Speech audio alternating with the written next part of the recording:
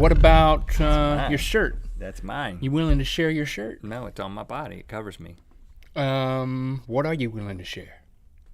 Advice? Worthless. Worthless. Okay. Listen. Listen, people. Would we live in a biosphere? I think this conversation is about to take a turn for the into the real. We're about to get real up in here. Really? No, I want them to stick around.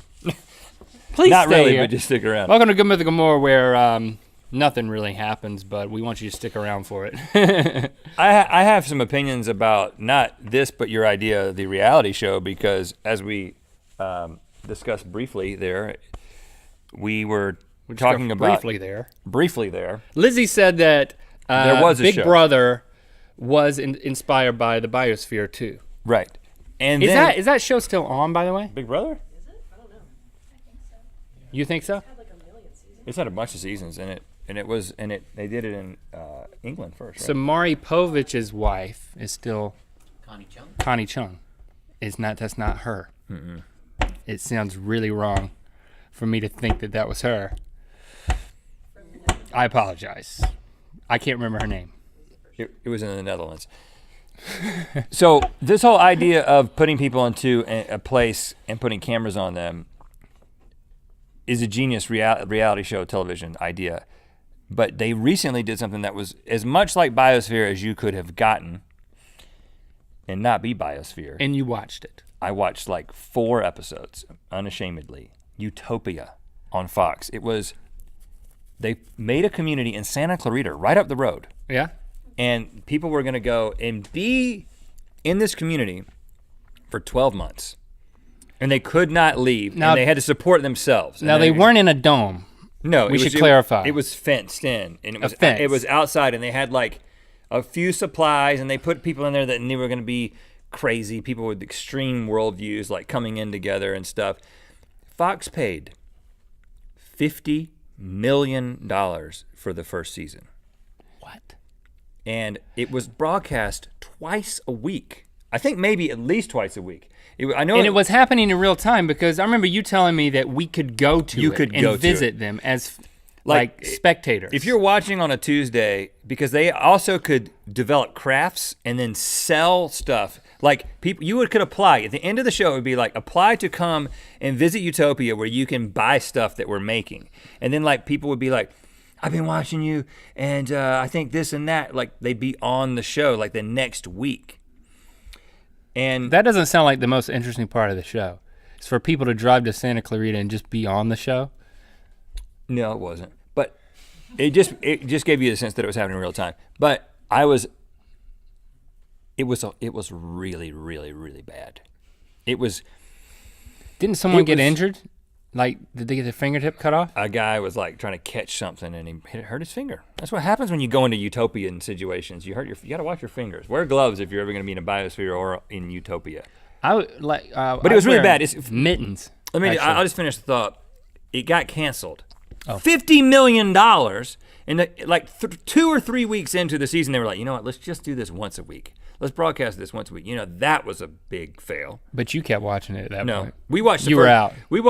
I watched like maybe 3 Fridays, and it wasn't appointment television. It was so, the people on it were so crazy. Jesse and I felt so dirty watching it. We were like, these people are just so stupid. The way they talk to each other, it's like children. It's interesting it was that so extreme you couldn't stop watching They it. banked on the concept, but not the execution. You know, it all comes down to people in the show, whether you're going to keep watching it or not. But the expense, what they were banking on was just the fact that everything around it. But you can't forget the heart of it has to be entertaining. It doesn't matter if it's live or if it's real or anything. I mean, reality shows in general have proven that. I think it was too caricatured. Like you were so like almost convinced that these people, no one thinks the way that this person thinks. That like no one actually thinks the way that this guy thinks. Like, nope, that guy actually thinks these things, and this guy actually thinks these things, and this guy thinks these things, and they all disagree. Won't that be entertaining? It's like Were there like Survivor-esque physical challenges? no challenges. See, that's not good television or a good biodome. Let's go back to the biodome because there also weren't Survivor-esque physical challenges in that either. There probably should have been. They should have had mixers.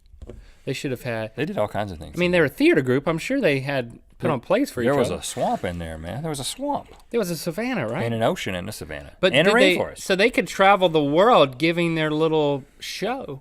But then it was, so what would it be? It's like spectators lining up on the outside of the bubble, like watching them pantomime. I their- don't know how that worked. I don't know if people. There's definitely pictures. Like if you just Google image search Biosphere 2, there's like pictures of the whole crew like up on the glass, like looking out, like posing for pictures. For Time Magazine when they say this is the worst failure ever. Right. But then, so you didn't really talk about the last couple of days, but I do remember that, what was her name, Jane? Jane Pointer. Yeah. Connie Chung, Jane Pointer, she took the arrow and she shot it, and it hit just right at the top of the dome, and then the whole thing just started to break apart. Yeah. And then next thing you know, you got to wait a year to find out what happens. Right. Yeah. Or you can just read the book. Yeah. That's what. But it who's was. going to read the book at this point? I mean, I haven't even seen I'm that invested movie, and in I the know what you're actors- talking about. the actor's playing the character. Yeah. J-Law. Right. Yeah. Lenny Kravitz. Jane Pointer. And then it's like, what happened to Lenny? I think he's dead. I think they killed him. Then I didn't know for sure. What about Donald Sutherland? Right, him too. Yeah, he didn't die. He coaches the San Antonio Spurs. Right.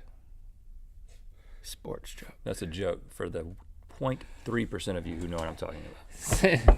Since we're totally making catching fire jokes, let's add a little San Antonio Spur joke so everybody's Just happy. look up coach of San Antonio Spurs. Okay, I and am. then take that picture and put it up on the screen. Coach of San.